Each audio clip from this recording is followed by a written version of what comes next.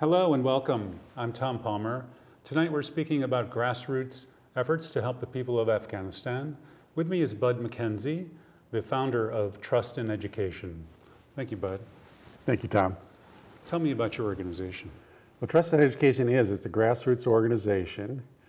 The primary things that we're involved in is helping Afghan communities and Afghan families, primarily in the area of education. And we've been doing that now since 2003. Now, you've been over there how many times? Well, next Wednesday will be my 15th trip. I go twice a year, and I've been doing that for a little over 7 years. So this will be my 15th trip to Afghanistan, starting next Wednesday. Tell me about your first trip over there. The first trip was the eye-opening trip. That was where I finally saw poverty up close. I saw the impact of war up close. And it had a tremendous, I'd say a life-altering effect on my life, because it's one thing to see it on TV. It's quite another to see it up close. What did you see? Well, what you see is the devastation of war. The country now has undergone 32 years of war. It's the 5th poorest country in the world as a consequence. And so what you see are numbers of people who are homeless, who are living in tents, living in camps. You see the sadness in the eyes. You know that you're talking with people that may not have food on the table that night. You're talking with people that you know are getting inadequate or no medical care. So again, it's one thing to sort of see it on TV, and it's quite another to be in a room filled with people that you don't know whether they're going to even have any food that night or the next day. So you were a lawyer at the time, full-time, and right, gradually scaled back to yeah, more and more. I scaled back pretty rapidly. Wow. I'm 66 years old now. Okay. So I guess you could say I'm in that give back period of life. Right. And the thing about giving is you realize the joy of giving in a way I'd never ever experienced it before. And so the reward factor for being able to be in a position to help other people was so far superior to anything I'd done while practicing law, putting together a deal, a contract, sell a building, buy a building, form partnerships, form corporations. It never ever produced the same level of reward as being in a position to help people. It's also more frustrating, it's more difficult, it's more anxiety producing to be working in Afghanistan than anything I've ever encountered in my life, but it's also the most rewarding thing I've ever done other than be part of raising a family. What took you over there for your first trip? You read Charlie Wilson's War. Well, it's beyond that. I actually first became conscious of Afghanistan and the opportunity to help when Greg Mortensen, the guy who's in the middle of a scandal right now, was on the cover of Parade magazine. And there had a caption above him that said, "He fights terror with books." Now, I've never read Parade before. I've never read it since. It's not a section of the newspaper that I generally read. But I opened it up, and by the time I finished, I thought maybe this was some man, that I could help, and myself and friends. So I called him. It took about 6 weeks to get a hold of him because there's 40 million of those things that go out on the weekend. I spent an hour's worth of my, lawyer's due diligence, at the end of which I said, "How much money do you need to build a school in Afghanistan?" He said $25,000. And I said, "Go pick another village," basically, because I knew my neighbors and friends. And that's how it all started. And then Charlie Wilson's War, somebody in the midst of raising this money for his organization, and we ended up raising around $60,000. I read about U.S. involvement in Afghanistan and began to realize that the conditions that exist in Afghanistan are in large measure consequences of the U.S. foreign policy in the region. The devastation that you see there is the byproduct of war. They've had 32 years of war. Over 22 of those years, we have either financed the war or waged war in that country ourselves. So I feel, even though we're on our way out and everybody's figuring out their exit strategy now except us, we have an obligation, we have a moral obligation to help them rebuild their lives and rebuild their country, having waged or financed war in their country for that many years. So you bring money over, and you supply the funding and then the schools get built by the Afghanis. Well, it's different. There's several things that we're doing now. Education is the solution. It's just that it takes a long time to bring about change. But we support education in 3 ways. One is we have helped raise the money to build schools. We've done that for 2 schools. Another is we provide classes inside homes, inside villages that are safe for the girls, because those girls are not being allowed to walk 1 or 2 miles or 3 miles to go to the schools that are public schools. So we provide classes inside homes, inside villages. Another way that we help education is with existing structures, existing schools that are being run by the Afghan government. And those headmasters said to me, our kids aren't getting enough math, they're not getting enough science, they're not getting enough English, computers, they're not getting it all. So we have been financing classes before and after school to supplement the education that they're getting in their schools. And I guess there's another category, which is we're financing street children. We are essentially entering into a contract that gets them off the streets and into school. And they are being sponsored by families or schools here in the United States. And we have 75 of those children. We have, in terms of numbers, we have 28 teachers now that are getting salaries from us, 1,100 students, over 550 of which are girls. Fantastic. How much does it cost to sponsor a teacher? A teacher or a child? Both. Both? A teacher, there are several categories of teachers. The regular salary for a teacher is $100 a month. We pay what the government pays. For the before and after school classes, since they're already being paid $100 by the government, we pay them an extra $60 to teach 2 classes for an hour and a half each. So that's 50 students. And then there are teachers who are able to command more. Those are teachers who teach English or they teach computers. And they typically will make somewhere between $150 to $200 a month. 6 days a week, by the way. It's not a 5-day week. I bet. Yeah. So the first time you went over, you were supposed to only take $10,000, but you took more. Well, you're never supposed to take more than $10,000. Have you ever seen those cards you fill out on the plane? I haven't. You haven't seen those cards? How much money do you have? I suppose I have, yeah. No, $10,000 is the limit. But at the time, Western Union wasn't set up when I first went over there. Oh.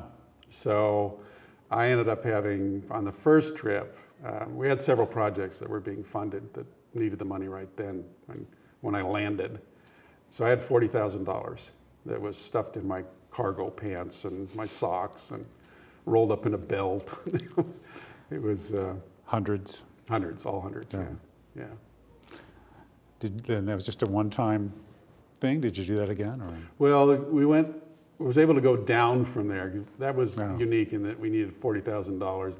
We were paying for 22,000 fruit trees to be restored to this particular valley.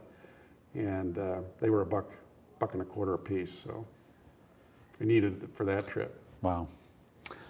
So you've been back 14 times. You're going again the day after tomorrow or Wednesday? Wednesday. Yeah. Wednesday, yeah. Wow.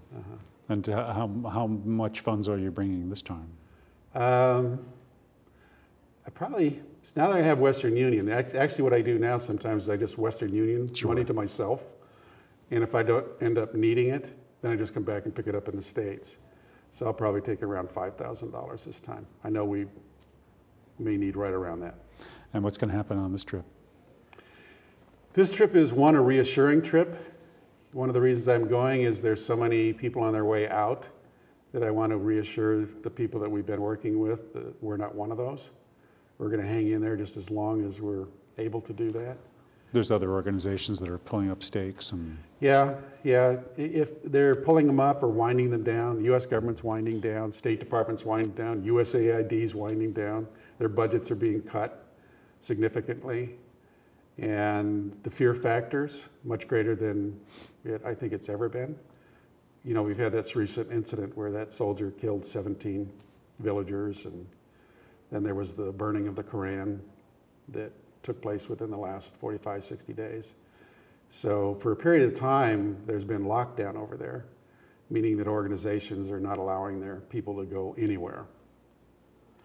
And my movements are going to be severely restricted this time as well.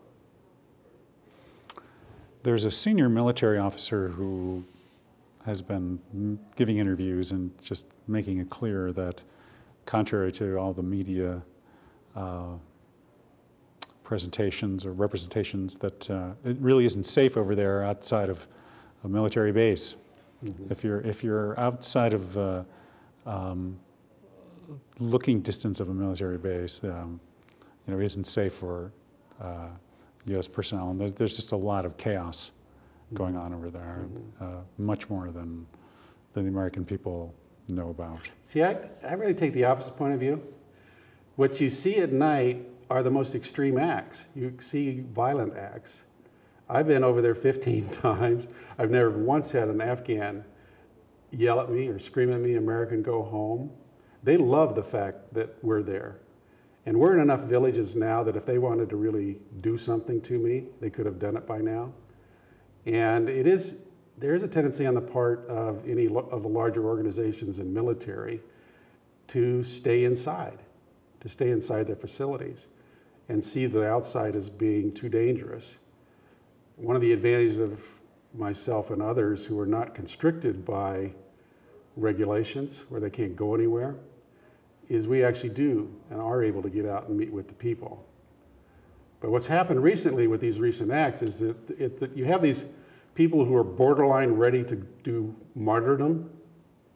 And when you have these actions where 17 villagers are killed or have the Quran burned, then you end up having these personalities who are prepared to martyr themselves.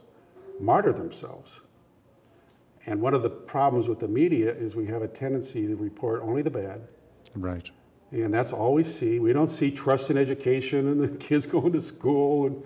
And that's really unfortunate because you get this portrayal of being a crazy country, totally out of control. And it's not.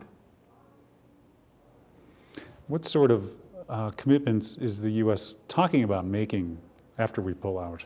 They want at least one military base there. And probably two. You got Iran on one side, you got Pakistan on the other side. So one of the things that's being negotiated now is we want some military bases so we can land our planes there. And how many men and women are we going to leave to protect those bases? So it's not as if we want to pull out totally. We don't. For military strategic planning, they want to have at least one base and possibly two. What about Reconstruction? What sort of commitments is Congress talking at all about any budget or commitment for Reconstruction? What congressman in their right mind is going to run on the platform of what we really need to do is give more money to the rest of the world? In this economic climate that we're facing? No. So it's very easy to cut back. It's going to be very easy to cut back the foreign aid budget. Who's going to stand up and say, no, we're not giving enough money to the rest of the world? The unfortunate thing that is happening in Afghanistan is I think we're going to do what we did before, which is after they fought the Russians, defeated the Russians and brought down the Soviet Empire, Berlin Wall comes down and took 10 years to do that. And 3 years later, we pulled out all humanitarian aid in 1993. We were done.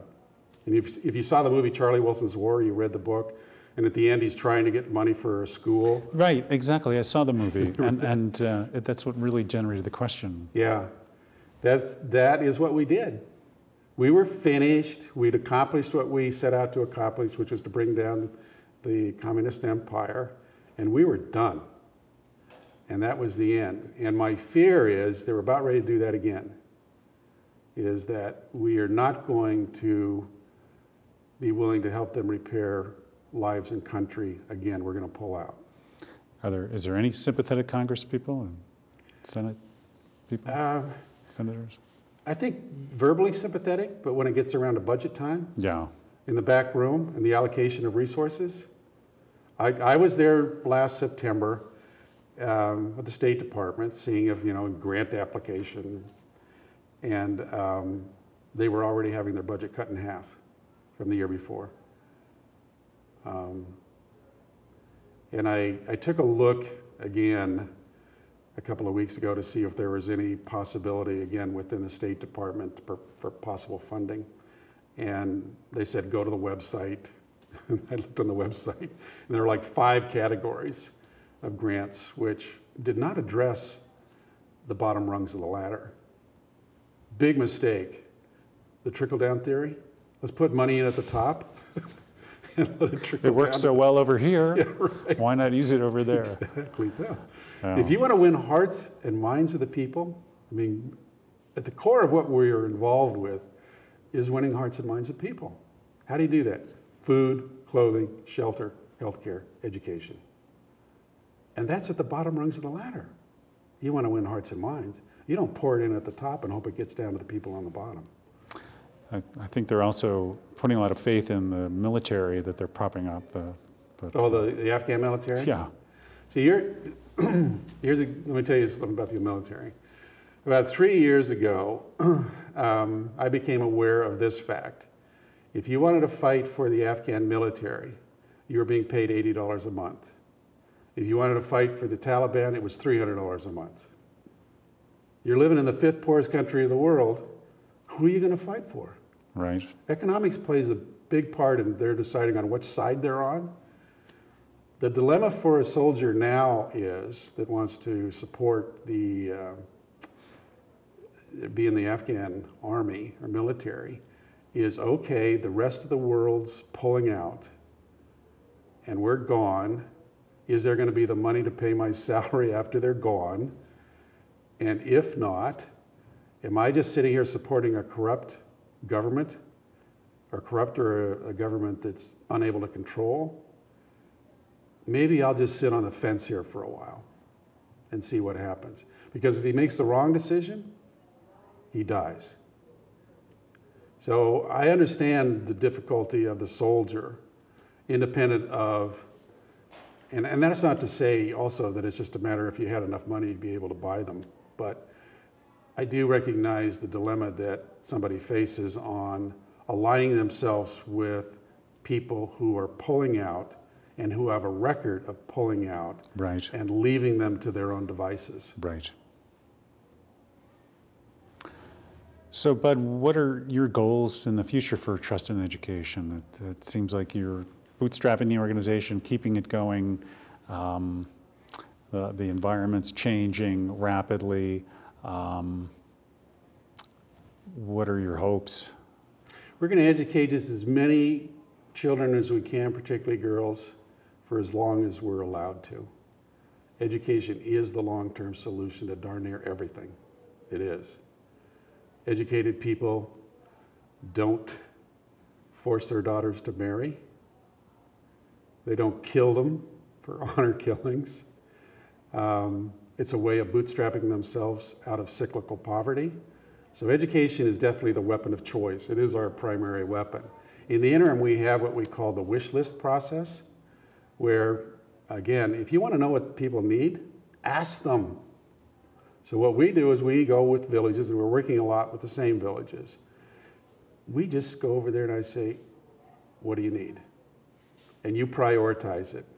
And you tell me how much it's going to cost, materials and labor, and we'll see which of those needs we're able to address based on the money that we raise. The interesting thing about that process too, Tom, was when I said put the labor on the left and the materials on the right, we don't get one request for labor. We don't have one single project where they're not willing to put in their own labor. So we're in effect in partnership with villagers. We're not just coming to town saying, hey, we're going to go do this thing, wonderful thing, and we're going to pay for everything. So we're really being able to identify what's most important to them, and they're partnering with us. I wonder if it would be possible to arrange a system of sister cities, municipalities, and link them somehow so that you... That was the idea behind TIE. Oh. Quite frankly, Trust in Education was secondary. The idea has been to tie communities or villages in the United States with villages in Afghanistan and anywhere in the world, quite frankly. Because you then get that people-to-people exchange, you get that education that happens on both sides of the world. Exactly. Yeah. And that really is the ultimate goal. And we've been fairly successful at that now, over time. Didn't happen all at once. Trust is a big problem. Trust is a big issue. Oh, you're going to give him some money, where's the money going to go? And once you sort of produce over time and you overcome the lack of trust or the inability to trust, then over time you are able to establish these relationships. In fact, today I was at Stanley Intermediary School talking to 1,000 children, okay? And I've been giving annual reports to about 6 or 7 schools in the Bay Area every year for 6 or 7 years. Where'd my money go? Where'd my change go? And your budget being 100,000? No, our budget's around 175,000 right now. Oh. Yeah, unless we have a special projects thing where we're able to raise money for a school that might, bump that up. But the kids now in the schools here are all supporting street children. So I'm able to show them photographs. I'm able to tell them about the kids that they're supporting, how important that is to their lives, how their support is a life-altering event in the lives of real people. And the other thing that we started to do, we used to have change for change drives. Bring in the change, put the jars on the table and all that stuff. There are 2 things wrong with it, as I realized. Number one, it's a lousy message to give the world, our world. Oh, we're giving them our pocket change? Yeah, we can change the world if we can just throw in the change that nobody cares about. It's not true. They need our dollars. They don't need our change. So I went from the change to the buck stops here, the double entendre, and trying to say, okay, quit throwing the change in the jar. Then Slap leather. Yeah, right, exactly. I went from that, and then I said about 2 years ago, I said, because here's what was happening with most kids. Go home, hit up mom and dad for some change, or see what's on the counter, or what's on the floor, or what's in the pocket, right? And throw it in the jar. And I said, that's not really the message we want to give. And that's not really engaging them. So 2 years ago, I said, I don't want any more money from mom and dad. We're done with the change for change. You need to earn it. And their eyes got really big. There are always those kids who will go out and sell some cookies or lemonade and all that stuff. But their eyes got really big, and I said, I don't want any money, no more money from mom and dad. You need to earn it. And that has made all the difference. I can't believe the number of kids that are out there right now as we speak who are earning it in a wide variety of ways. They're happy, the schools are happy, their parents are happy, and it's just amazing how they've been able to respond and find very creative ways to raise funds. And now they feel directly responsible. They own it, and they've internalized it now. And they care about these kids because they're their kids. They're not my kids, they're their kids. Great. So what could you do with $1 million? $1 million. That'd be interesting. That'd be interesting. I guess I'd do more of what I know works. Oh. The ask them approach. The education is critical, absolutely critical. I would devote more money towards the education of girls, although it's important to educate both.